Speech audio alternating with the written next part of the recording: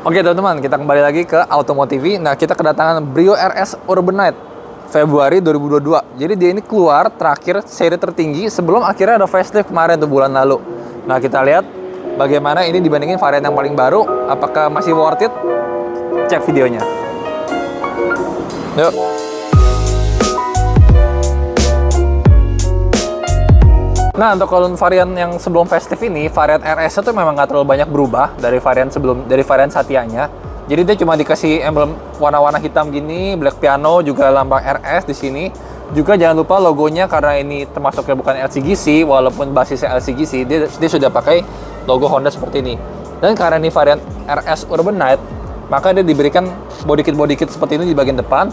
Yang sebenarnya sih bagus teman-teman, tapi memang ya seperti kalian lihat sendiri ini rawan banget ya, karena ini cukup rendah, jadi memang rawan sekali untuk nabrak. Karena ini kira-kira ya di bawah 20 cm teman-teman. Jadi kalau kena polisi tidur yang lumayan tinggi, ini sih memang rawan banget buat ketabrak. Dan yang paling saya sayangkan, lampu dari Brio RS Urbanite ini dia masih pakai halogen, padahal dia sudah varian paling atas. Tapi anehnya baik itu lampu utamanya ataupun lampu fog lamp ya, semua masih pakai bohlam kuning. Untungnya di facelift kemarin dia sudah pakai LED semua. Kalau gitu kita lanjut ke bagian samping. Untuk bagian samping, karena ini varian RS Urbanite sekali lagi, jadi dia banyak penambahan aksen-aksen hitam, seperti atapnya hitam. Ini bagus sih. Spion hitam, handle juga hitam, juga ada body kit hitam. Ditambah satu lagi, peleknya juga full black, tapi dia bukan glossy ya, dia lebih kayak ke arah doff gitu. Sebenarnya sih manis-manis aja kalau dari bagian samping. Tapi memang seperti yang saya bilang tadi, kalau pakai varian RS itu seperti ini, memang bagian sininya semakin rendah, jadi memang rawan kena trotoar dan semacamnya. Kita ke belakang. Nah, baru untuk bagian belakang, kalau yang varian RS Urbanite ini baru kelihatan banget bedanya, yaitu dia dikasih sayap seperti ini, spoiler. Ini besar banget, warna hitam. Juga body kit bagian bawah, yang menurut saya sih agak berlebihan ya. Terutama bagian silver ini menurut saya agak gimana gitu, kayak mau seolah-olah knalpot tapi benar-benar bukan. Dan juga menurut kami ini lebih baik sih ya lampunya aja dibagusin gitu, dibandingin ditambah aksesoris seperti ini, malah jadi agak terlalu heavy gitu. Dan sayangnya lagi dia di bagian sini malah nggak dapat shark fin. Jadi kalau buat kami lebih baik sih varian RS biasa ya, lebih manis kalau menurut kami. Untuk bagasi, sebelum si kembar itu facelift, sebenarnya Brio itu memang udah paling bagus. Kenapa? Karena dia ada handle sini, dan handle-nya tuh tombol, dan itu bukanya enak banget. Nah, kira-kira seperti ini bagasinya. Dia juga salah satu yang paling luas sebelum si kembar facelift, tapi setelah Agya dan Ayla facelift, akhirnya ya lebih menang sedikit, walaupun memang nggak beda jauh. Jadi kira-kira ini bagasinya. Dan sayangnya ya, dia nggak ada pelipatan setengah-setengah atau 60-40, jadi semua masih satu seperti ini. Dan dia kalau dilipat harus dua-duanya, baru dia kelipat seperti ini, tapi dia nggak rata lantai. Cuma buat kalian sehari-hari dalam kota bawa belanjaan, ini masih sangat oke banget. Oke teman-teman, ini adalah interior dari Brio RS Urbanite, jadi yang 2023 awal, non facelift. Jadi memang secara desain dashboard dia belum banyak berubah. Kalian bisa lihat sendiri, ini masih sama-sama aja sama Satya sama RS. Bedanya kalau di RS dia ada varian seperti ini nih, oranye-oranye. Sedangkan kalau yang di facelift terbaru ya, yang di 2023 akhir itu, dia akhirnya sudah pakai karbonnya juga beda, juga ini sudah black chrome, jadi temanya lebih dark. Cuma memang kalau kalian mau tahu beda RS sama yang Satya, sudah jelas di RS ini semuanya full black. Kalian kalau lihat di atas ini semuanya udah hitam, dan ini memang memberikan rasa yang sporty dan bagus banget.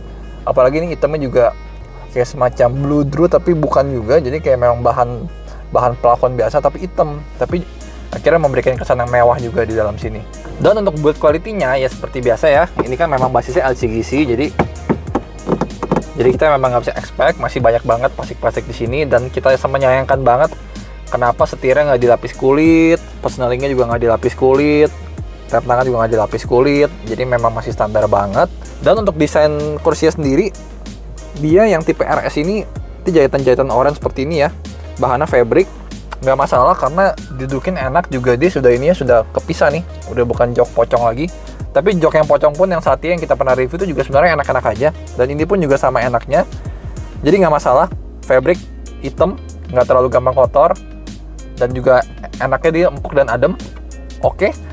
Lalu secara fitur, sayangnya sekali lagi di Brio RS Urban ini masih sangat minim sekali fiturnya.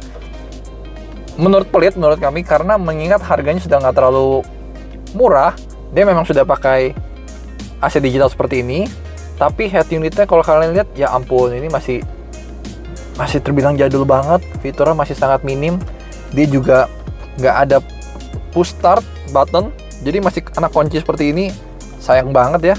Jadi benar-benar nggak banyak banget fitur-fitur yang bisa diunggulkan di varian ini, padahal ini sudah termasuknya mobil city car, dan harusnya fiturnya bisa lebih dari ini. Untuk kepraktisan juga dia memang termasuk bagus. Di sini udah ada buat minum, di sini cukup besar, sini juga cukup besar, ini juga lacinya masih ada lagi. Ini nggak terlalu besar sih. Jadi ini juga buat taruh kartu di sini.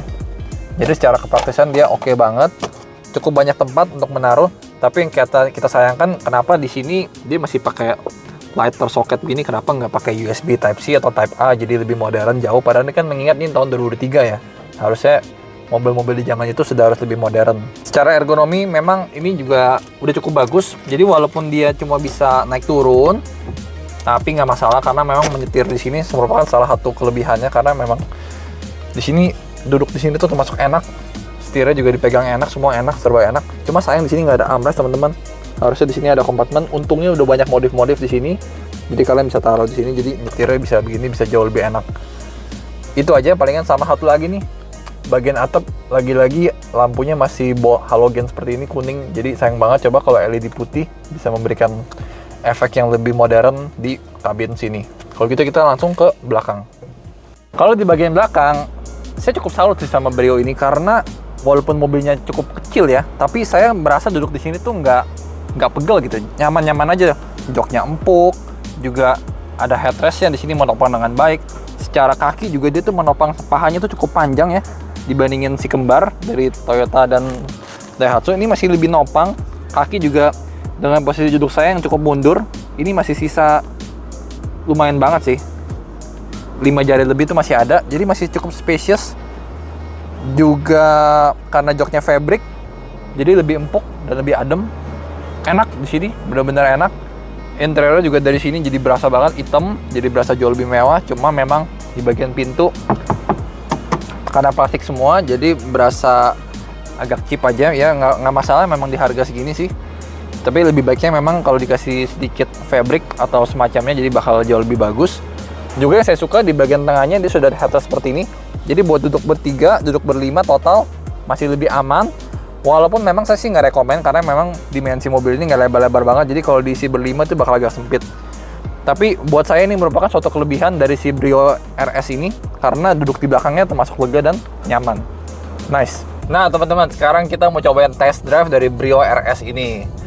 Untuk visibilitasnya, mobil ini tuh sebenarnya termasuk sulit ya, karena memang seperti biasa Honda itu kan kita letaknya agak di bawah, jadi dashboard itu agak lebih tinggi. Jadi memang buat melihat ke depan gitu, kerasa itu lebih agak sulit aja, karena kalau mau lihat cupnya tuh kalian harus begini, dan itu pun juga nggak terlalu kelihatan. Jadi buat kalian yang suka naik mobil, nyetir mobil harus kelihatan cup, nah mobil Brio ini agak susah. Tapi sisanya untuk kacanya, untuk kaca samping depan, buat ukuran mobil kecil ya, hatchback seperti ini termasuk gede sih, jadi feelingnya lumayan spacious juga di sini. Untuk handling, seperti biasa, memang Brio ini dari dulu nggak terkalahkan sih, karena memang setirnya Honda itu memang udah terkenal banget.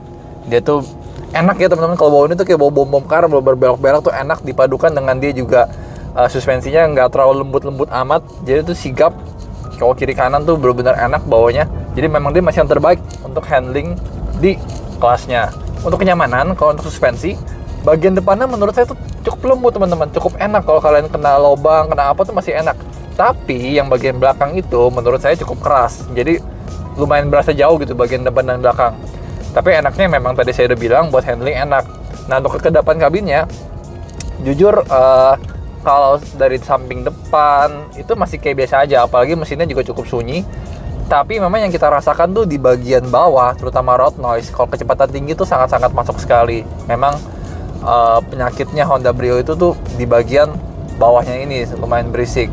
Nah secara ergonomis ya merupakan highlight dari Brio ini, karena memang ini yang paling bagus dan paling nyaman dibandingin para pesaingnya, dan itu cukup jauh. Kalau pesaingnya dulu itu jelek banget, bahkan udah yang terbaru pun menurut saya ergonomis si Brio RS ini atau Brio Sate juga itu paling enak. Duduknya, kursinya, secara nyetir tuh walaupun mobil ini kecil berasanya tuh lega, berasa enak, megang knopnya juga semuanya pas. Jadi nyetir di sini tuh bisa santai, bisa relax. Jadi cukup nyaman teman-teman buat dalam kota. Itu plusnya sih. Untuk performa memang dia pakai CVT, ini kita varian Matic. Dia cukup kencang, tapi memang kalau kalian injaknya pelan atau kalian di speed dari 0 ke 10 ke 20 tuh memang agak lambat gitu ya responnya ya, karena memang CVT karakternya begitu. Tapi kalau kalian udah di 20 30 tuh baru CVT-nya baru kena, baru enak deh, itu baru kenceng dan tuh udah cukup banget buat pemakaian sehari-hari. Karena dia 0 sampai 100 saja dia bisa 12 detikan dan itu cukup bagus buat mobil kelas ini.